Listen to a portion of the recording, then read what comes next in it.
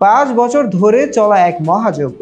এরই মাঝে দুবার চূড়ান্ত পর্বের শিরোপার লড়াইও হয়েছে, কিন্তু ইংল্যান্ড বেন স্টোকসের নেতৃত্বাধীন দলটি যেন বিশ্ব টেস্ট চ্যাম্পিয়নশিপের মানচিত্রে এক ভীষণ রহস্য। প্রতিযোগিতার প্রাসঙ্গিকতা নিয়েই এবার প্রশ্ন তুলেছেন ইংলিশ অধিনায়ক। একরাশ হতাশা আর ক্ষোভ ঝরে পড়েছে তার কথায়। আমার কাছে বিশ্ব টেস্ট চ্যাম্পিয়নশিপের ধাঁধার মতো। নিউজিল্যান্ডের বিপক্ষে প্রথম টেস্টের আগে সাংবাদিকদের মুখোমুখি হয়ে স্টোকস সাফ জানিয়ে দিলেন এই টুর্নামেন্টে তাদের ভাবনার কেন্দ্রবিন্দু নেই। তিনি বলেন, আমরা প্রতিটা ম্যাচ আর সিরিজকে আলাদাভাবে দেখি। যদি ভালো খেলি ফাইনালে যাব, না হলে নয়। এর জন্য আলাদা করে চিন্তা করার প্রয়োজন নেই। একদিকে স্টোকসের এমন মন্তব্য, আরেকদিকে বিশ্ব টেস্ট চ্যাম্পিয়নশিপের ঘড়ি ক্রমেই সময় গুনছে। ফাইনালের লড়াইয়ে ভারত, অস্ট্রেলিয়া, দক্ষিণ আফ্রিকা, শ্রীলঙ্কার মতো দলগুলো যখন নিজেদের সেরা ক্রিকেট উপহার দেওয়ার চেষ্টা করছে, তখন 6 নম্বরে থাকা ইংল্যান্ডের উদাসীনতা প্রশ্নের জন্ম দিচ্ছে।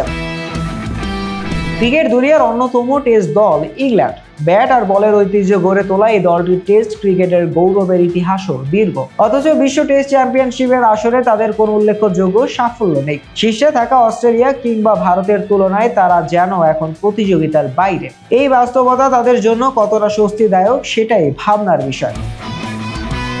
স্টোকস এবং তার দল যখন নিজেদের স্টাইলকে বাজবল নামে তুলে ধরছে, তখন ক্রিকেট বিশ্ব আলোচনা করছে তাদের ফোকাস কি ভুল জায়গায়। বিশ্ব টেস্ট চ্যাম্পিয়নশিপ দীর্ঘমেয়াদী পারফরমেন্সের মূল্যায়ন করে। টেস্ট সিরিজ জয়, ধারাবাহিকতা বজায় রাখা আর দলের গভীরতা পরীক্ষা করা হয় এই আসরে। কিন্তু স্টোকসের কথায় তার দল এত দীর্ঘমেয়াদী চিন্তা করতে চায় না।